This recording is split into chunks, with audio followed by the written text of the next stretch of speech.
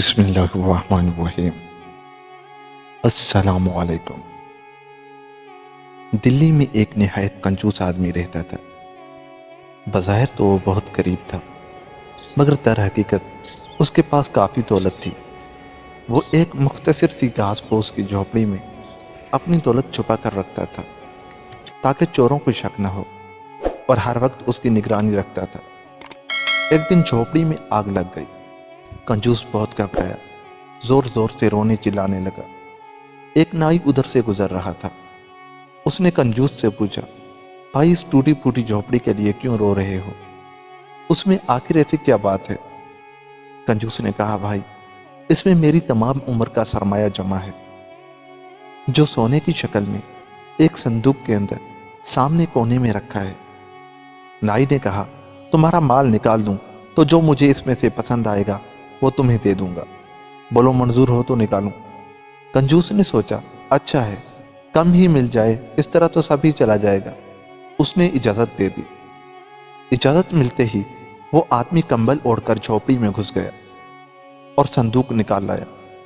بعد ازاں اس نے سارا سونا تو خود رکھ لیا اور خالی صندوق کنجوس کے حوالے کر دیا، اور پورا شرط کے مطابق جو مجھے پسند آیا وہ تمہیں دے رہا ہوں۔ کنجوس بیچارہ آدھا سونا دینے کے لیے تیار تھا، مگر سارا سونا چھوڑنے کے لیے ہرگز تیار نہیں تھا۔ ادھر نائی کے دل میں بدی آ گئی تھی۔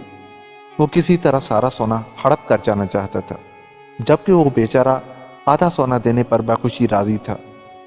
جب کسی طرح فیصلہ نہ ہوا تو اس نے نائی سے کہا، چلو بادشاہ کے پاس چلیں، وہی ہمارا انصاف کریں گے۔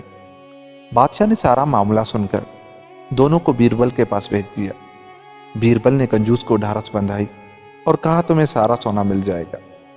پھر بیربل نے نائی سے کہا، بتاؤ تمہارے درمیان کیا شرط طے ہوئی تھی؟ نائی نے کہا، ہمارے درمیان یہ طے ہوا تھا کہ اگر میں سونے کا صندوق نکال دوں تو جو چیز مجھے پسند ہوگی اس کو دے دوں گا۔ بیربل نے کہا، ٹھیک ہے، بتاؤ تم اپنے لیے کیا پسند کرتے ہو؟ نائی نے کہا، مجھے سونا پسند ہے۔ بیربل نے جواب دیا، تم نے کہا تھا کہ جو تمہیں پسند ہوگا وہ اسے دے دو گے۔ تمہیں سونا پسند ہے، اس لیے سونا اسے دے دو اور صندوق تم لے لو۔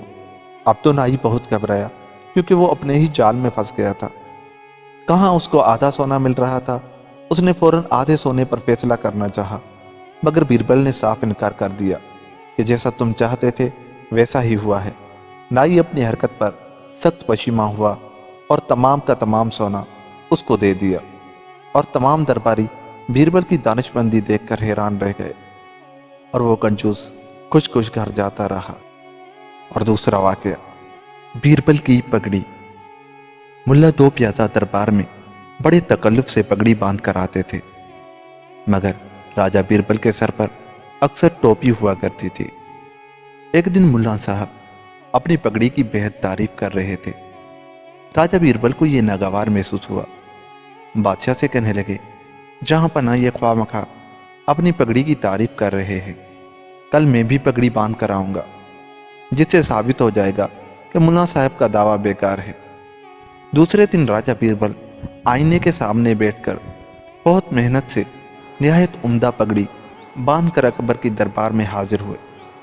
بادشاہ نے دیکھا تو کہا، واقعی بیربل نے تو ملا سے اچھی پگڑی باندھی ہے۔ ملا دو پیازا نے کہا، حضور یہ پگڑی تو انہوں نے اپنی جورو سے بندھوائی ہے۔ بادشاہ نے پوچھا، وہ کیسے؟